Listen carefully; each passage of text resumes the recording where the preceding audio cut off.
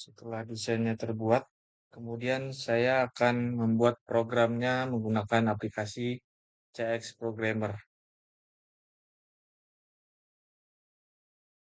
Pertama-tama, membuat tombol start untuk mengaktifkan motor 3 dan membuat tombol stop untuk menonaktifkan motor 3.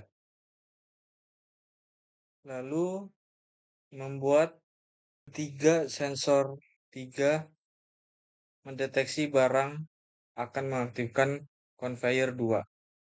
Ketika sensor 2 mendeteksi barang akan mengaktifkan conveyor 1. Membuat timer untuk mematikan conveyor 2 dan untuk mematikan conveyor 1 jika barang mendeteksi sensor 1. Selanjutnya, untuk lampu indikator akan menyala ketika tombol start ditekan. Selanjutnya, setelah pemrograman selesai, lalu mengintegrasikan ke CX Designer. Setelah programnya jalan, tekan tombol start, motor akan berputar, memindahkan barang, dan running indication akan menyala. Lalu kemudian tekan S3 untuk mengaktifkan. Conveyor 2 akan berjalan dari A menuju conveyor 1. Lalu ketika barang terdeteksi oleh sensor 2, conveyor 1 akan aktif dan conveyor 2 akan mati. Barang sudah sampai B dan terdeteksi oleh sensor 1, maka conveyor 1 akan mati. Ketika tombol stop ditekan, maka running indication akan mati.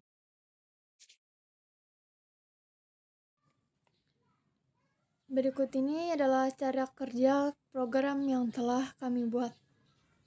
Pertama ada tombol start. Start berfungsi untuk menjalankan program. Tombol start terhubung dengan indikator keep, berfungsi untuk mengaktifkan motor 3. Indikator keep di-reset dengan menggunakan tombol stop. Ketika indikator keep sudah berjalan, maka otomatis sensor 3 akan menyala. Ketika tombol S3 mendeteksi barang, maka dia akan mengaktifkan conveyor 2. Cara kerja S2 sama dengan S3, yaitu ketika tombol S2 mendeteksi barang, maka dia akan mengaktifkan conveyor 1. Ketika S2 aktif, maka 5 detik kemudian conveyor 2 akan mati. Timer ini terhubung dengan tombol S3.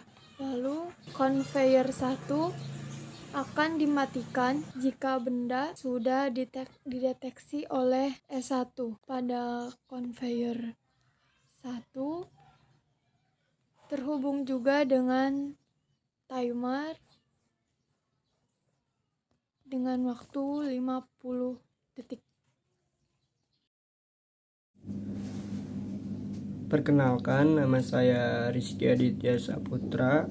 Di sini saya akan menjelaskan tentang pembuatan dari desain program conveyor. Oke, pertama-tama di sini kita buat klik bitlamp, lalu kita save saja di sini. Lalu kita buat klik 2 color shape.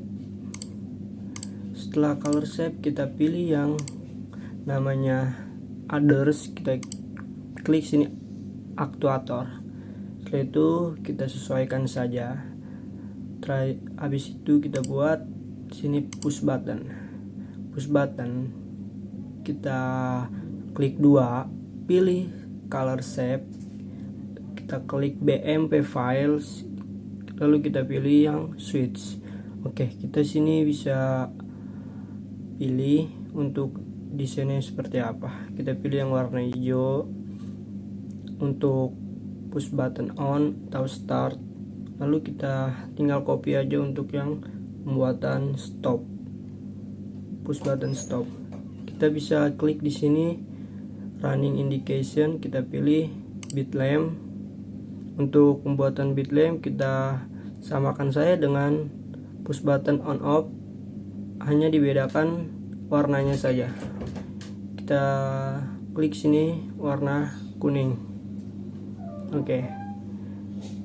Untuk conveyor sama seperti tadi, kita pilih bit lamp, kita pilih color shape, klik others dan pilih conveyor. Untuk yang conveyor 1 dan 2 itu sama saja, kita pilih saja langsung copy dan kita samakan jadi vertikal. Oke. Untuk yang gudang A dan gudang B, kita pilih bit lamp, kita beri label saja untuk gudang A dan gudang B. Ini hanya perumpamaan saja. Dan untuk yang sensor, kita klik push button, lalu kita berikan label saja langsung S3, S2, dan S1 dan tempatkan pada ujung conveyor. Oke, sekian dari saya. Kurang lebihnya seperti ini. Terima kasih.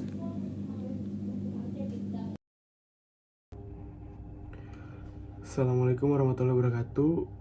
Perkenalkan, nama saya Akmal Sabila Frizi. Di sini saya bertugas sebagai menjelaskan fungsi desain. Jadi fungsi desain itu, menurut saya, desain itu digunakan untuk menarik secara visual dan di navigasi. Fungsi desain adalah aspek penting dari proses desain karena melibatkan penggunaan kreativitas dan imajinasi. Untuk membuat desain yang menarik secara visual dan mudah dinavigasi, ini melibatkan penggunaan prinsip-prinsip desain seperti warna dan juga tata letak untuk membuat desain yang efektif dan menarik bagi audiens target. Tujuan dari desain adalah untuk menyampaikan pesan atau informasi dengan cara menarik dan mudah dipahami, sehingga desain yang baik sangat penting untuk kesuksesan produk atau layanan apapun. Desain itu sangat penting ya untuk CX designer ini, karena sebagai untuk menyampaikan pesan secara visual kepada audiens dan juga untuk memberikan tampilan yang lebih menarik ya. Mungkin cukup sekian. Terima kasih. Assalamualaikum warahmatullahi wabarakatuh. Assalamualaikum warahmatullahi wabarakatuh. Saya Yohan Gilang Nurdiansah, ingin sedikit menyampaikan atau menyimpulkan kembali. Jadi kami membuat program, yaitu untuk merancang program untuk mengontrol conveyor supaya bergerak secara otomatis atau bergerak seperti yang kita inginkan. Jadi program yang kita rancang ini menggunakan program PLC.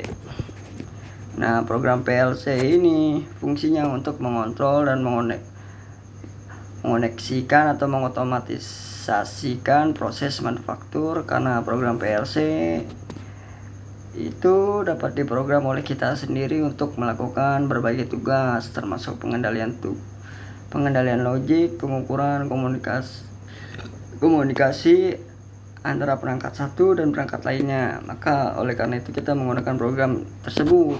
Jadi saya ingin menambahkan atau menerangkan kembali alur proses program yang sudah kami buat, yaitu program untuk membuat conveyor supaya bergerak secara otomatis seperti yang kita inginkan. Jadi alurnya yaitu yang pertama kita tekan start. Nah, ketika kita tekan start, motor nanti akan bergerak dengan otomatis atau berputar secara terus-menerus. selama kita tidak menekan stop. Jadi ketika ada barang di A,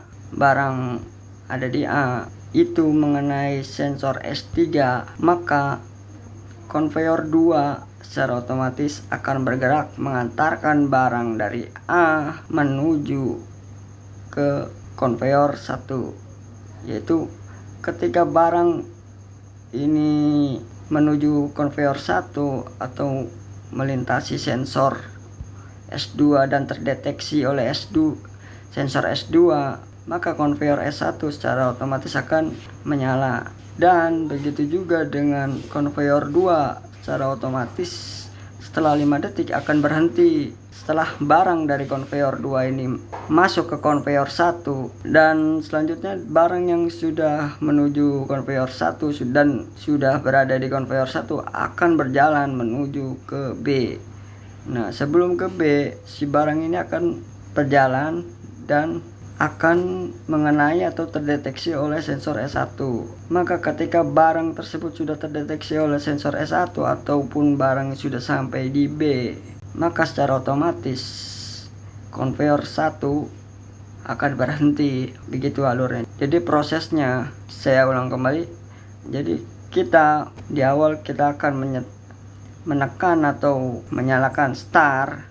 Di sini motor akan menyala dan running indication akan menyala. Selanjutnya barang dari A menuju konveyor 2 dan barang tersebut terdeteksi oleh sensor S3, maka konveyor 2 ini akan menyala dan mengantarkan barang menuju konveyor S1, menuju konveyor 1. Dan ketika barang ini terdeteksi oleh S2, maka konveyor S1 akan menyala dikarenakan barang dari konveyor 2 sudah sampai di konveyor 1. Maka dari itu barang yang ada di konveyor 1 secara otomatis sudah terdeteksi oleh sensor S2, dan selanjutnya setelah 5 detik di situ konveyor 2 pun akan berhenti dan barang dari konveyor 1 ini akan menuju ke B, dan barang yang menuju ke B tersebut akan terdeteksi oleh sensor S1 apabila barang tersebut sudah melewati sensor S1 dan sampai di B. Dan setelah barang sudah sampai di B lalu terdeteksi oleh sensor S1, maka konveyor 1 pun akan secara otomatis akan berhenti. Nah, di sini tombol stop. Apabila kita menekan tombol stop, maka motor akan berhenti berputar. Yang sebelumnya kita tekan start itu motor akan berputar. Apabila kita menekan stop, motor akan berhenti berputar secara otomatis dan running indication-nya pun akan mati secara otomatis. Ya, berikut yang bisa saya sampaikan, kurang lebihnya mohon maaf. Terima kasih.